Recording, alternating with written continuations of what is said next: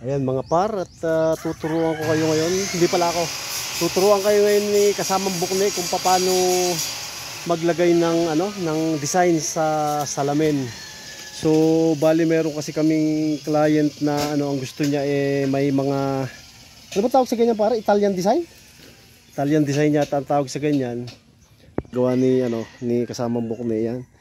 Ginagamitan natin ng flat bar.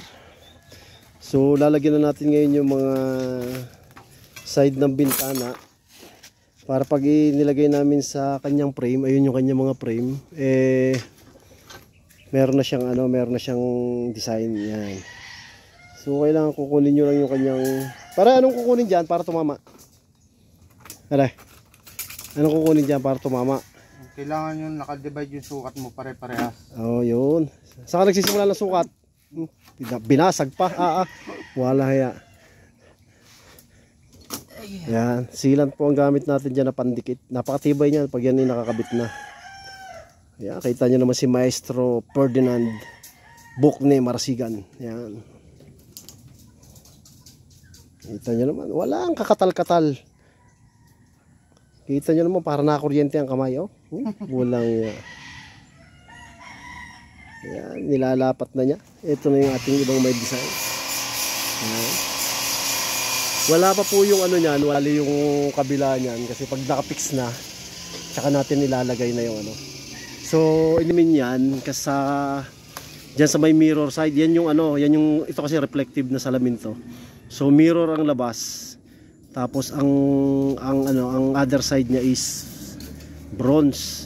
So, pag daytime, hindi kakita dyan nasa loob ka ng inyong bahay, hindi kakita dyan sa loob. Okay, pero kita mo sila sa labas. Kasi mirror nga ang labas niyan. At, so pag gabi naman, yan, makikita ka na.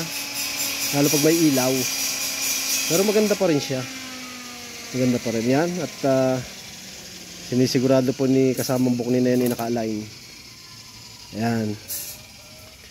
Lalagyan na ng sealant para dumikit.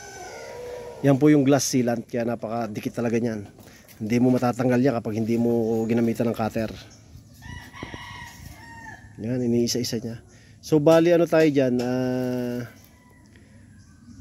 layers yung gusto ng aming client, kaya yan, 3 layer yung natin, yung division. Yan. So ayan yung ating finished product.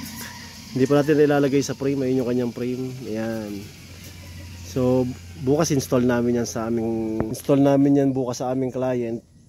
Tinatapos lang namin ngayon lahat ng kulang tsaka itong kanyang design. Okay, kaya